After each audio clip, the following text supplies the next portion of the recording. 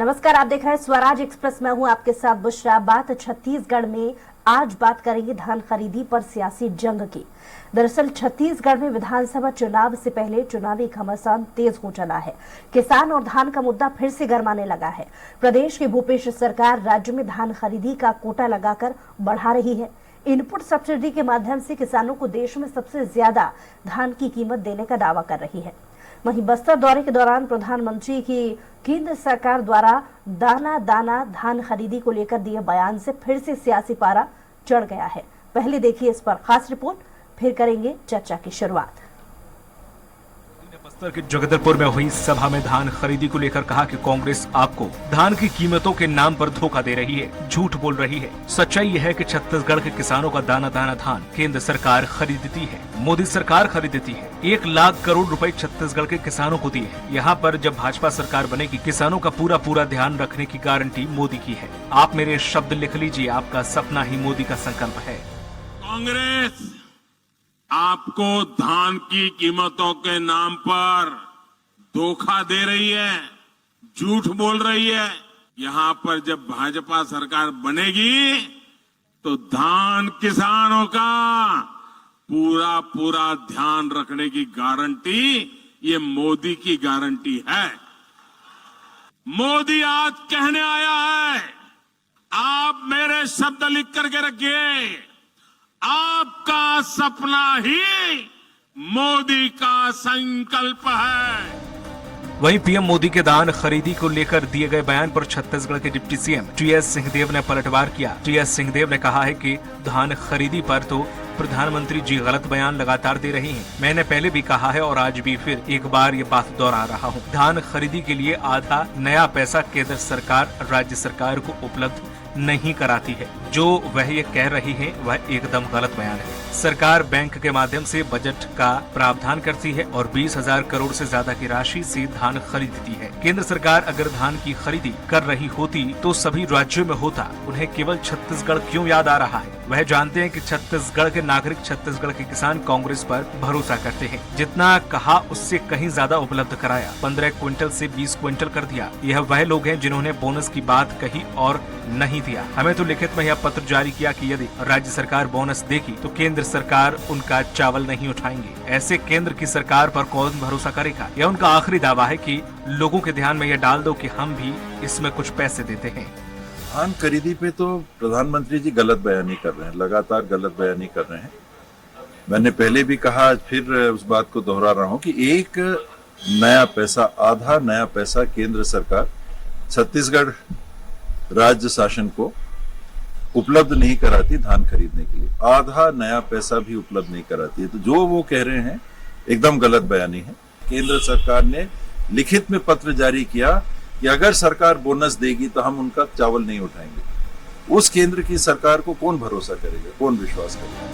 वही भाजपा मीडिया प्रभारी अमित चिमनानी का कहना है कि समर्थन मूल्य केंद्र सरकार तय करती है। विधानसभा में सरकार यह मान चुकी है कि धान की खरीदी राज्य सरकार एजेंसी के रूप में करती है और जो धान से बना हुआ चावल जो खरीदा जाता है उसमें मिलिंग का, बारदाने का और सुतली का पैसा व समर्थन मूल्य सभी केंद्र सरकार देती है। केंद्र सरकार अब तक 1 लाख करोड़ रुपए दिए हैं, जनता सब जानती है। धान से बना हुआ चावल खरीदा जाता है, क्या उस पे मिलिंग का पैसा, बारदाने का पैसा, सूतली का पैसा, ब्याज का पैसा, समर्थन मूल्य ये नहीं मिलता क्या?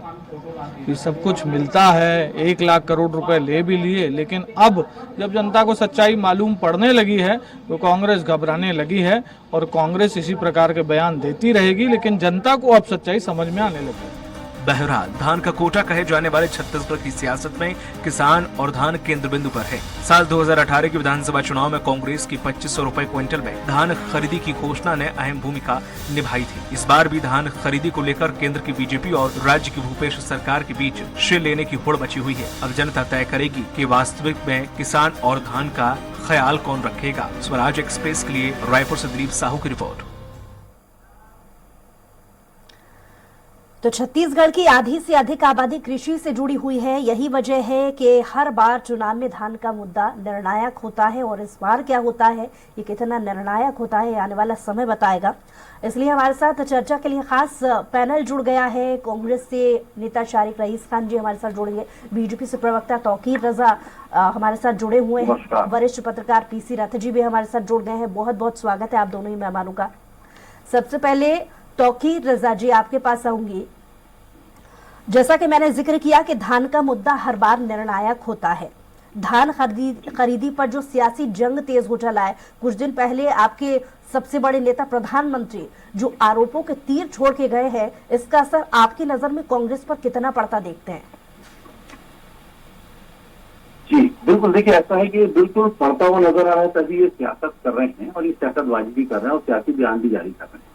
देखिए अब क्या है कि इनकी पैरों से जमीन खसकते नजर आ रही है और परिवर्तन यात्रा ने इसको दिखा दिया। माननीय मोदी जी ने आज देखिए इन 10 वर्षों में लगभग छत्तीसगढ़ में 10 बार आ चुके हैं। इस 10 बार आने का अब इसका अंदाज लगाए कि जितने बार आए उन्होंने सौगात दी और उसका उदाहरण जीता जागता उदाहरण है कि इनके हमारे प्रधानमंत्री जी मोदी जी के साथ एक बार मंच में जब भूपेश बघेल जी साझा करे थे तो उन्होंने कहा था कि हम जितना मांगते हैं उससे ज्यादा देते हैं। तो आप उसका अंदाज लगाइए कि अगर ये बोलते, लेकिन आज जब इनका एनएमडीसी की जब इन्होंने शिलान्यास किया तो उसमें से एक भी मंत्री यहाँ से वहां पर नहीं था, उल्टा बंद किया जा रहा था। लेकिन लोगों ने बंद इसलिए किया कि हम मोदी जी की सभा में जाएंगे और उन्होंने बैनर भी जारी किया छत्तीसगढ़ में। तो 1 लाख लगभग करोड़ से ज्यादा छत्तीसगढ़ को आज इन 5 सालों में दिया गया है। आप अंदाज लगाइए कि छत्तीसगढ़ को माननीय मोदी जी ने हमेशा दिया है। आप उसके बाद भी राजनीति करने से बाज नहीं आ रहे हैं। आप इनका प्रोपोगंडा देखिए, किस प्रकार से प्रोपोगंडा करने की कोशिश कर रहे हैं, दुष्प्रचार करने की कोशिश कर रहे हैं कि आप जब मोदी जी दे रहे हैं तो आप ये हाल, अगर मान लो नहीं देते तो क्या स्थिति थी। आप झूठ बोलने का कोई लिमिट छोड़ेंगे, कोई किनारा छोड़ेंगे, कोई ऐसा साइड छोड़ेंगे जहां पर आप झूठ बोलना छोड़ेंगे? अरे भाई, आपने अपने वादे तो पूरे किए नहीं, आपने मोदी जी कर रहे हैं तो उस पर आप आक्षेप लगाने से बाज नहीं आते हैं। अरे मोदी जी ने हमेशा किया है। आदिवासी दिवस पर सबसे बड़ा उन्होंने ऐलान किया था धान खरीदी पे समर्थन मूल्य का। पक्ष के जो नेता है वो इस पर भी बहुत अच्छे से जवाब दे रहे हैं। उन्होंने बहुत सारी चीजों का जिक्र करते हुए हवाला दिया है, बाकायदा वो रिपोर्ट की भी बात कर रहे हैं। हालांकि इसका जवाब मैं आपसे लूंगी। हमारे साथ वरिष्ठ पत्रकार पीसी रथ जी भी लगातार जुड़े हुए हैं। पीसी रथ जी, धान खरीदी पर सियासी जंग जो इस वक्त छत्तीसगढ़ में चल रहा है, मीडिया एनालिसिस बतौर आप किस तरीके से देखते हैं?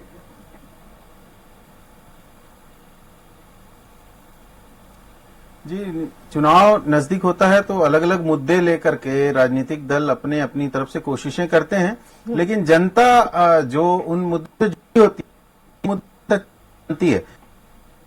है कि 2014 में जब मोदी जी की सरकार बनी थी, उसके बाद राज्य में जो रमन सिंह जी की सरकार थी, उस सरकार को इसीलिए जाना पड़ा क्योंकि किसान नाराज हो गए थे। 2 साल तक के रमन सिंह जी की सरकार किसानों का बोनस का पैसा नहीं दे पाई थी और ये निश्चित रूप से केंद्र की तरफ से उनको इशारा था, उनको असहयोग मिला था, जबकि भाजपा की ही केंद्र सरकार थी। और 2 साल तक जो बोनस न देने के कारण नाराजगी किसानों में थी, उसी का नतीजा ये हुआ कि कांग्रेस ने जब कहा कि हम कर्ज माफ करेंगे और बोनस देंगे, तो कांग्रेस को उन्होंने हाथों हाथ लिया और कांग्रेस को सरकार बनाने का मौका मिला 15 साल की भाजपा सरकार के बाद। तो ये स्थिति है। किसानों को किससे फायदा है, किससे नुकसान है, ये किसान भली भांति समझता है और दूसरे कर्मचारी वर्ग भी समझता है किससे फायदा है, किससे नुकसान है। आज के समय में राजनीतिक दल किसी को ज्यादा समय तक बेवकूफ नहीं बना सकते। अभी जो भूपेश बघेल की सरकार ने जो वायदे अगर पूरे नहीं कर पाएगी या वायदे पूरा करने की ओर उसके कदम नहीं दिखाई देंगे तो जनता उनको भी जवाब दे सकती है। जनता लोकतंत्र में स्वतंत्र है, जनता हर तरीके से अपना भला बुरा समझती है और हमारे देश में लोकतंत्र में यही खूबी है कि जनता ने साबित किया है कि अंततः जनता अपने हाथ से बड़े बड़े नेताओं की तकदीर बदल देती है और उनको फलक पर उठा भी लेती है तो खाक पे बिठा भी देती है। तो छत्तीसगढ़ के विधानसभा चुनाव ये बातें पता चलेगा। विधानसभा चुनाव बहुत नजदीक है, कभी भी घोषणा हो सकती है, 2-4 दिनों में घोषणा हो सकती है और उसके बाद फिर मतदान की तैयारियां और राजनीतिक दलों के वादे प्रतिवादे आने वाला समय बताएगा। जी तौकीर जी, आपसे सवाल, क्योंकि आप थोड़ी देर पहले जिक्र कर रहे थे, बहुत सारे आंकड़े पेश कर रहे थे। टीएस सिंहदेव जी, उन्होंने हाल ही में प्रधानमंत्री नरेंद्र मोदी के दौरे के बाद में मंच से दिए गए संबोधन पर सीधा तंज कसा। उन्होंने कुछ आंकड़े भी पेश किए थे और ये कहा था कि धान खरीदी के लिए आधा नया पैसा केंद्र सरकार राज्य सरकार को उपलब्ध नहीं कराती है। अब क्योंकि आपकी पार्टी की तरफ से बीजेपी का स्टैंड लेने के लिए हमारे साथ जुड़े हैं, तो आप ही की जमाने पहले उनके स्टेटमेंट को बीजेपी किस तरीके से ले रही है? देखिए, मैं तो ये कहूंगा कि ये भी साफ साफ झूठ बोल रहे हैं। अगर आप इतनी गंभीरता से टीएस बाबा के बयान को देखते हैं तो इन्होंने इसके पहले भी कितने सारे बयान दिए और उसके आपने प्रधानमंत्री के स्टेटमेंट को भी बहुत अच्छे से देखते हैं, जितने भी राजनेता उन सभी के स्टेटमेंट को देखते हैं, क्योंकि इनका सीधा सरोकार जनता से है। बिल्कुल ठीक है, लेकिन इन्होंने जो स्टेटमेंट दिया है वो बहुत ही बेबुनियाद दिया। इतना है तो आप अपनी सरकार को स्टेट पर जारी करके दिखा दीजिए। आपकी सरकार है, बोल दीजिए कि ये नहीं देती है। देखिए, ऐसा है अभी लगभग पहले ये स्थिति थी 2014 के पहले केंद्र सरकार जो है समर्थन मूल्य पर चावल खरीदी कर, देखिए धान खरीदी का मतलब मामला क्या है, ये धान खरीदी बात कर रहे हैं। धान खरीदी का पैसा जब दिया जाता है तो धान खरीद कर वो मिलिंग करने दिया जाता है, उसका भूसा अलग होता है, इसमें उसके साथ साथ बारदाना दिया जाता है। इस सबका पैसा जो है केंद्र सरकार देती है और पहले ये 60% दिया जाता था, आज उसका प्रतिशत जो है लगभग 80% तक चला गया है। पहले ये 60 से 62 लाख मीट्रिक टन तक 2014 के पहले दिया जाता था, आज जो है लगभग 85 लाख मीट्रिक टन की खरीदी माननीय मोदी जी की सरकार खरीदी, वो भी चावल खरीदी कर रही है। इसका मतलब यह है कि जो धान 1 लाख मीट्रिक टन अगर खरीदते हैं तो उसका चावल जो निकलता है लगभग ऑथेंटिक जो बात करते हैं आंकड़े हैं वो 67,000 मीट्रिक टन आता है, तो 67% वो खरीदती है। इसका मतलब यह है कि आज अगर वो 80 लाख से ऊपर 85 लाख के आसपास मीट्रिक टन खरीद रही है तो लगभग 82 से 85% आपका खरीदी कर रही है। तो इसका क्या आंकड़े बता रहे हैं? और ये एफसीआई की साइड में भी आप जाके देख सकते हैं। एफसीआई की साइड में मेरे पास आंकड़े हैं, मैं आंकड़े आपको दिखा सकता हूँ, मेरे पास एक चीज के आंकड़े हैं और इस आंकड़ों को आप समझ लीजिए। और ये एफसीआई की साइड में भी है। एफसीआई क्या झूठ बोलेगी क्या? एक एफसीआई सरकारी तौकीर रजा जी, एक बात साफ है कि प्रधानमंत्री के दौरे के बाद में जितने सियासी तीर उन्होंने आरोपों के धान खरीदी के मसले पर राज्य सरकार पर छोड़े हैं, उसके बाद जितने भी सत्ता पक्ष के नेता हैं वो एक्टिव नजर आ रहे हैं। खुद मुख्यमंत्री इसको लेकर के स्टेटमेंट देते हैं, उप मुख्यमंत्री इसको लेकर के स्टेटमेंट देते हैं, गृह मंत्री इसको लेकर के स्टेटमेंट देते हैं। एक सबसे बड़ा आरोप जो मैं आपको बता देती हूँ, जो कांग्रेस की तरफ से आया है, उन्होंने कहा है कि हमें तो लिखित में ये पत्र जारी हुआ है जिसमें राज्य सरकार बोनस देगी यदि तो केंद्र उनका चावल नहीं उठाएगी, यानी धमकी का हवाला वो दे रहे हैं कि केंद्र उन्हें चावल खरीदी नहीं करेगी अगर वो जो नेम टैग है अगर केंद्र सरकार का ना लगाएंगे तो। इस पर क्या कहेंगे? देखिए, अभी माननीय मोदी जी ने जगदलपुर की आम सभा में खुलेआम उन्होंने कहा कि हम एक एक दाना छत्तीसगढ़ के किसानों का खरीदेंगे।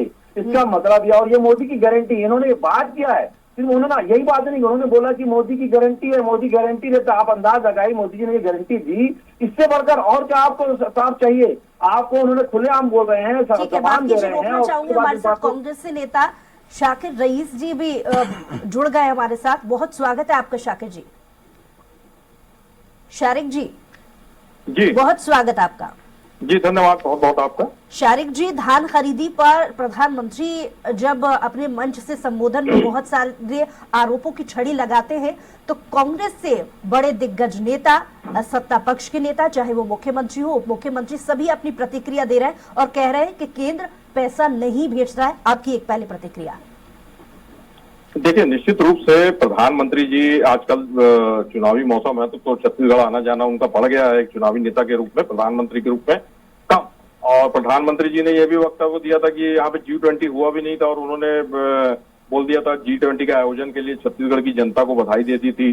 कल उन्होंने जो हमारे आदरणीय पूर्व प्रधानमंत्री मनमोहन सिंह के बयानों को तोड़ मरोड़ के और गलत ढंग से पेश किया। तो उसी तरह वो धान खरीदी पे भी जो जिस तरह की गलत बयानी जनता को दिग्भ्रमित करने का प्रयास कर रहे हैं, क्योंकि सेंट्रल एक पॉलिसी निर्धारित करती है, धान का न्यूनतम समर्थन मूल्य निर्धारित करती है और जो बाद में पूरी सरकार, जो राज्य सरकार है एक एजेंसी के रूप में पूरी तरीके से उस प्रक्रिया को पूरी करती है। तो वो सब प्रक्रिया पूर्ण होने के बाद में वे धान नहीं खरीदते, वो चावल खरीदते हैं। और ये प्रक्रिया, जैसे अभी भारतीय जनता पार्टी के प्रवक्ता कह रहे थे कि मोदी जी ने कहा है कि एक एक धान खरीदेंगे, ये प्रक्रिया 1997 से है ना। इसमें लगातार जो समर्थन मूल्य में वृद्धि होती गई, कम होती गई और आज कांग्रेस की सरकार, मैं पूरे गर्व के साथ कह सकता हूं कि पूरे भारत वर्ष में जो किसानों कांग्रेस को, से धान एक उत्पादकों सवाल का को जवाब जो मिल और रहा चाह है। रहे थे तौकीर रजा जी, आपने मेरे ख्याल से शायद सुना होगा, नहीं सुना हो तो सवाल दोहरा देती हूँ। जब उनसे सवाल किया गया कि लिखित में ये पत्र जारी किया गया है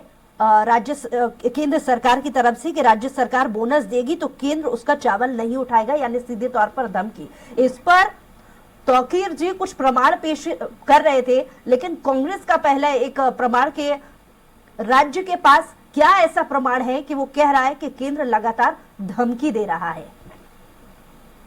देखिए, इसमें वास्तविकता को प्रमाण की जरूरत नहीं है। और जैसा तौकीर जी आपके ने नेताओं ने कहा कहा है कि बाकायदा पत्र भेजा गया है राज्य सरकार को। जी हाँ, तो निश्चित सीधा रूप से हवाला इससे दे पहले दीजिए। भी मैं आपको 2019 में भी ले जाना चाहूंगा कि जब 2018 में जब कांग्रेस की सरकार बनी और उन्होंने जो अपना वादा किया था 2500 रुपए किसानों को प्रति क्विंटल देने का, तो उस समय शायद समर्थन मूल्य 1900 रुपए था। तो 600 या 700 रुपए बोनस जब कांग्रेस की सरकार दे रही थी, तो केंद्र की सरकार ने उसमें अड़ंगा लगाते हुए ये साफ कहा था कि अगर इनके द्वारा, जो हमारे द्वारा निर्धारित समर्थन मूल्य है, उससे ज्यादा की राशि दी जाती है तो हम आपका एक भी चावल सेंट्रल पूल में नहीं खरीदेंगे। उसके बावजूद हमारी सरकार ने मुख्यमंत्री टीएस सिंहदेव ये भी बयान देते हैं कि धान में ये कह दो कि केंद्र सरकार भी कुछ ना कुछ राशि देती है, ऐसा कह दोगे तो अगर ऐसा कह दोगे तो चावल नहीं उठाएंगे, मतलब चावल की जो खरीदी है वो नहीं रोकी जाएगी, यानी सीधे धमकी का हवाला वो दे रहा है। आज का शायद स्टेटमेंट आपने सुना होगा शारिक जी। जी, मैंने तो खैर ये स्टेटमेंट नहीं सुना होगा, लेकिन निश्चित रूप से जो धान खरीदी की प्रक्रिया है वो पूरी तरह से राज्य सरकार अपने संसाधनों से, मार्केट के माध्यम से, नाबार्ड के माध्यम से, बैंकों से कर्ज लेकर लेती है। और बाद में जो एफसीआई है, सेंट्रल गवर्नमेंट की एजेंसी, वो गुण दोष के आधार पर और एक व्यापारिक की तरह जो चावल रहता है उसे खरीदे जाता है। और जो सरकार है, सेंट्रल की, केंद्र की सरकार है, धान का समर्थन मूल्य देती है। उसके बाद में जो प्रक्रिया रहती है वो पूरी की पूरी राज्य सरकार के द्वारा ही की जाती है। और हम निश्चित रूप से ये कहना चाहेंगे कि भारतीय जनता पार्टी, जबकि ये अभी इन्होंने जो पिछले साल एक कोटा जो 46 लाख मीट्रिक टन का था, उसको इस साल जो धान खरीदा जाएगा उसके लिए लगभग 60 लाख टन मीट्रिक टन कर दिया है। तो निश्चित रूप से, जबकि इस बार धान का हमारी सरकार ने जो प्रति एकड़ 20 क्विंटल धान खरीदने का घोषणा की, जो 15 क्विंटल था, और किसानों को पंजीयन नहीं बढ़ा, उसके बावजूद। शारिक जी, आपके प्रमाण सुन लिए, लेकिन जो बीजेपी की तरफ से भी जाहिर है सवाल दोनों ही पक्षों से किया जाएगा। बीजेपी भी अपनी तरफ से ये प्रमाणित कर रही है। मीडिया प्रभारी अमित चिमनानी जी ये स्टेटमेंट देते हैं कि 1 लाख करोड़ रुपए भुगतान किया है केंद्र ने राज्य को। इसका जवाब कौन देगा? देखिए, मैंने तो आपको पहले ही कहा कि धान का जो समर्थन मूल्य, तो अगर केंद्र ने दिया है तो हामी भरिए ना। जो केंद्र सरकार ने धान का समर्थन मूल्य जो है वो आज से प्रक्रिया नहीं है, 1995 से ये प्रक्रिया चली आ रही है। मेरा सीधा सवाल है शारिक जी कि अगर केंद्र ने 1 लाख करोड़ रुपए भुगतान किया है तो उसका जिक्र राज्य सरकार क्यों नहीं कर रही? क्या इस बात में सच्चाई नहीं है? सच्चाई है तो उसे क्यों जनता के सामने नहीं रखा जा रहा? क्या क्रेडिट लेने की होड़ में कांग्रेस भी आगे चल रही है? देखिए, क्रेडिट लेने की होड़ नहीं है यहाँ पर। जिस तरह से प्रधानमंत्री से लेकर जो भारतीय जनता पार्टी के प्रादेशिक और स्थानीय नेता भी है, जिस तरह से शारिक जी, ये आप भी जानते हैं, ये आप भी जानते हैं कि चुनाव में धान का मुद्दा बहुत निर्णायक है। अगर होड़ ना हो तो चुनावी माहौल कैसे निकालिएगा कांग्रेस या बीजेपी? देखिए, ये तय मैं या भारतीय जनता पार्टी के प्रवक्ता या प्रधानमंत्री नरेंद्र मोदी तय नहीं करेंगे। और रही बात भारतीय जनता पार्टी के प्रवक्ता ने कहा कि हाँ जी हाँ, एफसीआई की साइड में जाकर देख ले तो किसान वो साइड नहीं जनता को इन्फ्लुएंस करने की है। ठीक है, बहुत समय हुआ। राजीव गांधी किसान न्याय योजना के माध्यम से जो किसान है उनके खाते में जो 4 बार पैसा आता है, और जो भूमिहीन किसान है, जो किसान नहीं भी है, जो आपके पास समय है। तौकीर जी, चलिए बोलिए। देखिए, ऐसा है, अभी शरीक भाई भी बोल रहे थे, मैं सुना था, आप भी सुनिए। मतलब एक तरह से ये एक्सेप्ट कर रहे हैं कि धान खरीदी जो है उसको, जो भाई धान से तो चावल बनता है, तो चावल खरीदो या धान खरीदो, उसका सिस्टम से, देखिए एजेंसी के रूप में वो देती है एक भी राज्य सरकार को। राज्य सरकार एजेंसी के रूप में जब काम करती है तो उसको मिलरों को देती है, और वो धान से चावल बनाकर वो एफसीआई को देती है, एफसीआई इसको पूरा खरीदती है। एफसीआई मतलब केंद्र सरकार खरीदती है और वो एजेंसी है कि केंद्र सरकार की। तो इसका मतलब यह है एफसीआई खरीदती है, बात मान रहे हैं। और 1 लाख करोड़ का देखिए इन्होंने जवाब किस टाइप से दिया आप भी समझ रहे हैं। आप एक तरफ से मान रहे हैं कि धान चावल खरीदी कर रहे हैं, लेकिन दूसरी तरफ से मान रहे हैं कि धान खरीदी नहीं करते। आप दो बात क्यों करते हो भाई? धान खरीदी करो या चावल खरीदी करो, उसका मतलब वही हुआ। मामला यह है कि आप एजेंसी के रूप में बनाकर चावल को लेकर वो पैसा देती है और उसके बाद आप उसमें राजनीति करते हैं। तो ऐसा है कि पहले उसको समझिए। और समर्थन मूल्य की बात करते हैं, 2014 के पहले समर्थन मूल्य मिलता था केंद्र सरकार द्वारा। आज 22 करोड़ में 11 तो 2018 में विधानसभा चुनाव में कांग्रेस 2500 रुपए के बाद 10 सालों पर इसके पहले क्या था वो 2018 में कारगर साबित हो गया। इस बार वही स्ट्रैटेजी पर अगर कांग्रेस खेलती है तो माहौल किस तरीके से देखेंगे आप?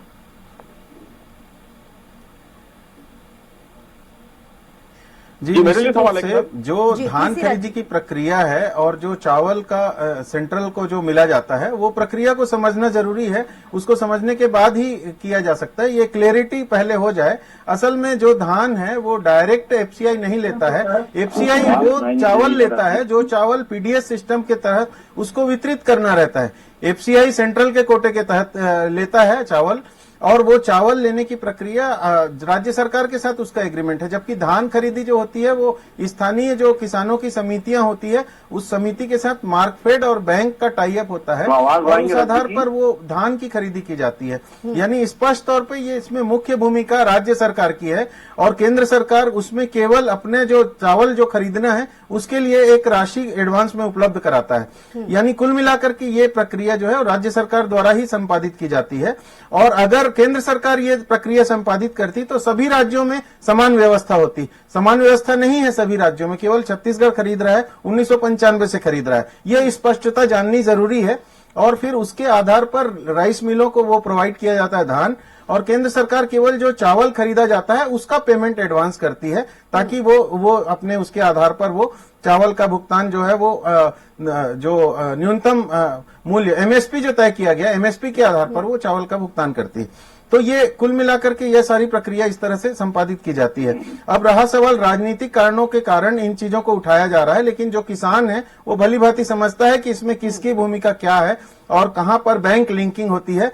क्योंकि पूरे छत्तीसगढ़ में देश में सबसे अच्छी व्यवस्था है कि किसानों के खाते में डायरेक्ट पैसा आता है और स्थानीय स्तर पर खरीदी होने के कारण स्थानीय किसानों की भागीदारी धान की गुणवत्ता तय करने में भी होती है और वो मिलजुल के तय करते हैं कि अच्छी गुणवत्ता का धान खरीदा जाए जिससे ज्यादा मात्रा में चावल निकले और मिलिंग करा करके वो मिले। अब रहा सवाल इसमें जो भ्रष्टाचार होता है उसका है कि कौन सी राज्य सरकार उस भ्रष्टाचार को कम से कम रखती है या खत्म करने की कोशिश करती है। ये महत्वपूर्ण होता है ताकि किसानों को उसका ज्यादा फायदा मिल सके। हम देखते हैं कि कोरोना संकट के बावजूद 2018 के बाद जो बनी कांग्रेस की सरकार है तो उसमें किसानों के ज्यादा पैसे मिले तो बाजार में खुशहाली आई और मार्केट को भी फायदा हुआ उससे। यहाँ तक कि कृषि यंत्र और उपकरण खरीदने के मामले में भी छत्तीसगढ़ आगे रहा और मार्केट में दूसरे जो लाइफ स्टाइल एक्सपेंसेस है वो भी लोगों का बढ़ा है और किसानों की स्थिति मजबूत हुई है ज्यादा धान का मूल्य तय किए जाने के कारण। और बोनस चूंकि राज्य सरकार दे नहीं सकती थी इसलिए उसने न्याय योजना के नाम से उसको एक अलग योजना बना करके किसानों को उसका हिस्सेदारी दिया है जो बोनस उसको देना था, क्योंकि केंद्र ने सीधे सीधे उसको खत्म करने का आरोप लगा दिया। केंद्र ने कहा था कि अगर आप धान के रेट को सीधे बढ़ा करके देंगे तो हम आपको जो है इसका खरीदी नहीं करेंगे करके, जो लिखित पत्र का उल्लेख कांग्रेस के साथ ही कर रहे हैं। तो ये मामला बिल्कुल स्पष्ट है, इसमें कहीं पर भी और ज्यादा राजनीति की गुंजाइश नहीं है। हिट साबित हो गया था 2018 में कि 2500 रुपए कुंटल में धान की खरीदी की घोषणा कर दी थी, लेकिन इस बार कांग्रेस के पास क्या फॉर्मूला? देखिए कोई फॉर्मूला नहीं है। 70% छत्तीसगढ़ की जनता कृषि पर आधारित है और 70% धान उत्पादक किसान हमारे अन्नदाता, हमारे मतदाता के रूप में नहीं, हम उन्हें एक छत्तीसगढ़ में अपने परिवार के रूप में देखते हैं और उनकी बेहतरी के लिए जिस तरह 2018 से पहले किसानों की हालत खराब थी, वो कर्ज में डूबे हुए थे, आत्महत्या कर रहे थे, तो उनकी इनकी परेशानियों को देखते हुए आदरणीय राहुल गांधी जी, भूपेश बघेल जी और कांग्रेस की सरकार ने उनके लिए जो वादे किए उन वादों से बढ़कर कार्य किया। और मैंने जिस तरह से अभी हमारे वरिष्ठ राजनीतिक विश्लेषक जी ने भी इस बात को स्वीकारा कि आज जो गाँव में और एक अर्थव्यवस्था में जिस तरह से एक आर्थिक संपन्नता की ओर हमारे किसान बढ़ रहे हैं। देखिए किसानों की एक सफलता और खुशी की बात इसी बात से पता चलती है कि साल प्रति साल जो धान पंजीयन के लिए जो खेती का रकबा है उसकी संख्या में वृद्धि हो रही है, किसानों की संख्या में वृद्धि हो रही है, बड़ी संख्या में नौजवान किसान अपना पंजीयन करा रहे हैं जो कभी न कभी पूर्व की सरकारों की अक्षम कार्यशैली की वजह से, किसान विरोधी नीतियों की वजह से पलायन के लिए मजबूर रहते थे। आज सरकार की नीतियों की तरफ से अपने मूल व्यवसाय बहुत शुक्रिया शालिक जी अपनी बात को रखने के लिए, और तौकीर जी आपका भी बहुत शुक्रिया हमारे साथ जुड़ने के लिए, पीसी रथ जी आपका भी बहुत शुक्रिया हमारे साथ जुड़ने के लिए, तमाम बातचीत के लिए। तो छत्तीसगढ़ में धान खरीदी पर सियासी जंग जारी है। एक तरफ प्रधानमंत्री का दौरा इस बात को लेकर इसलिए होता है ताकि वो जनता को इन्फ्लुएंस कर सके, और जैसे ही प्रधानमंत्री चले जाते हैं तो सत्ता पक्ष के नेता इस पर प्रतिक्रिया देना शुरू करते हैं कि कहीं प्रधानमंत्री की बातों का असर जनता पर ना हो जाए। बहरहाल ये तो आने वाला समय तय करेगा कि किसकी कोशिश कारगर होती है और किसकी नाकाम। हमारी खास पेशकश में इतना ही। कुछ और खबरों के लिए देखते रहिए स्वराज एक्सप्रेस।